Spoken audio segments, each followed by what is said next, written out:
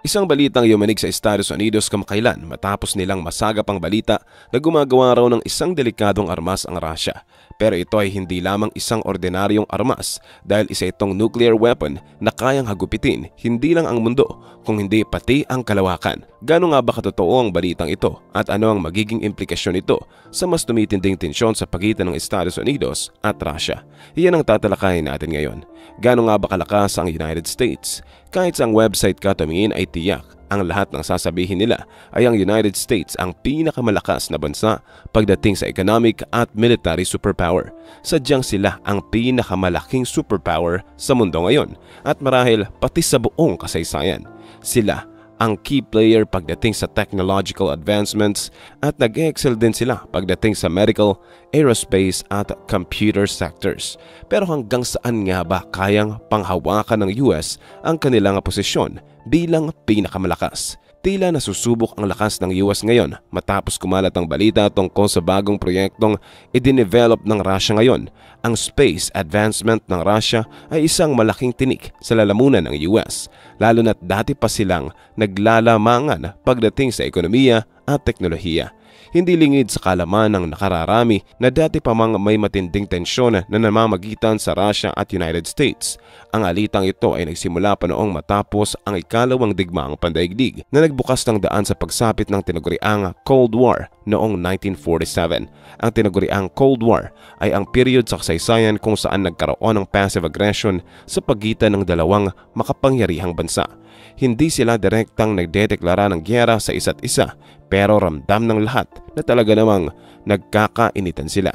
At dahil nga walang direktang giyera, ay ipinapakita nila ang disgusto sa isa't isa sa pamamagitan ng ibang paraan. Isang halimbawa na nito ay ang naganap na space race kung saan nag-unahan ang Russia at ang United States na i-explore ang kalawakan sa pamamagitan ng pag-imbento ng iba't ibang high-tech space equipment at spacecrafts upang lamangan ang isa't isa at magkaalaman kung ano nga bang bansa ang mas magaling. Sa panahon na iyon kasi ay wala pa gaanong space exploration, kaya naman malaking bagay ang pagiging kauna-unahang bansa na makakadiscover ng mga misteryong bumabalot sa kalawakan. Ito rin ang pinakamainam na paraan para ipamalas kung gaano nga ba ka-advance ang technology na hawak ng dalawang bansa. Ang US at Russia ay parehong nagpadala ng samut-saring space missions na may bitbit na astronauts at cosmonauts para makakuha ng impormasyon sa outer space. Halos pantay lang ang lakas ng Russia at United States noong mga panahon na iyon at hindi rin sila nagpapahuli pagdating sa lakas ng kanilang military forces at technological advancements. Pero hindi ito sapat para maunahan ang United States sa paggangkin sa kalawakan. Nagwakas ang makasaysayang space race matapos maunahan ng US ang Russia na magpadala ng mga tao sa buwan. Salamat sa matagumpay na lunar landing ng historic figures na sila Neil Armstrong at Buzz Aldrin. Bagamat ligwak sa space race ang Russia noon, hindi naman ibig sabihin noon ay mananatili silang olats ngayon.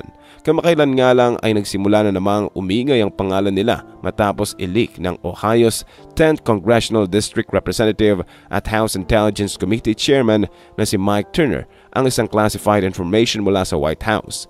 Ang impormasyong ito ay tungkol sa pagde-develop ng Russia ng isang nuclear-powered space weapon na ipinahayag ni Turner na ang nuclear weapon na ito ay isang national threat na nararapat na mabigyan ng karampatang atensyon, lalo na't mas lalong pinapalakas ng Russia ang kanilang puwersa.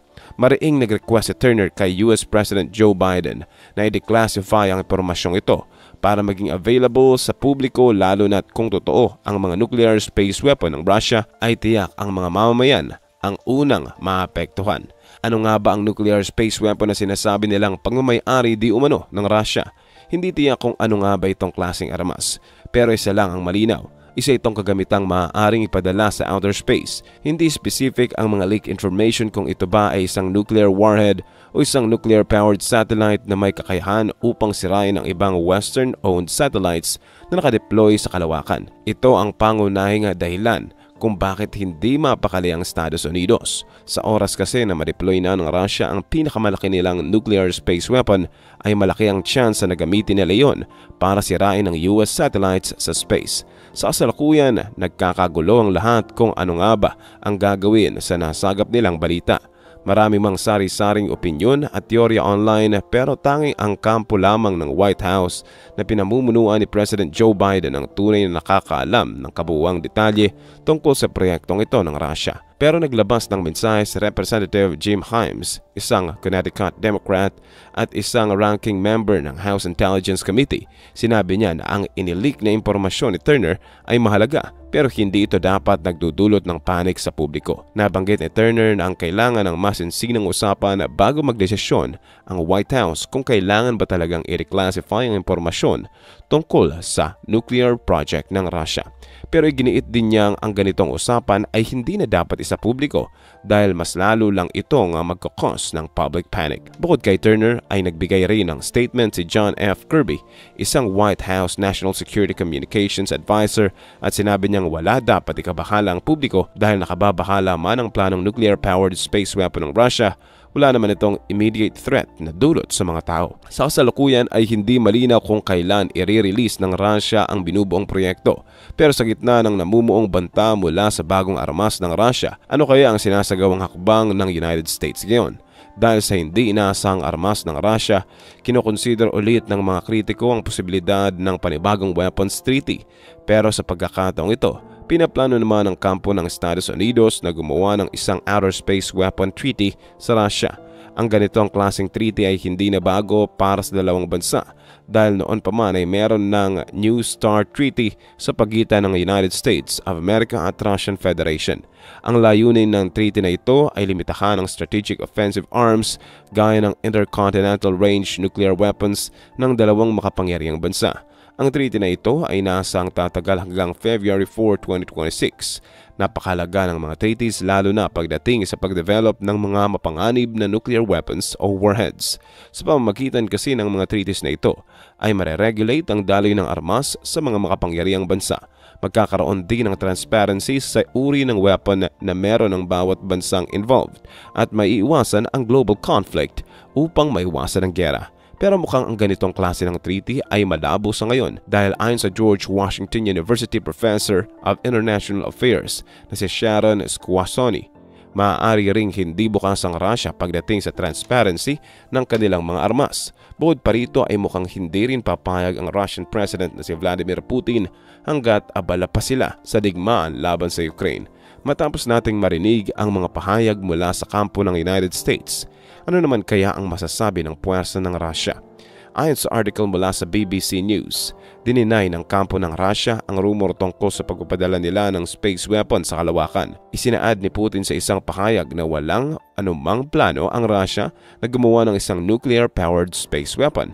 Ayon kay Putin, bukas ang Russian Federation sa transparency sa kanilang mga armas at hindi sila sumasang-ayon sa posibilidad ng pagpapadala ng isang nuclear weapon sa space.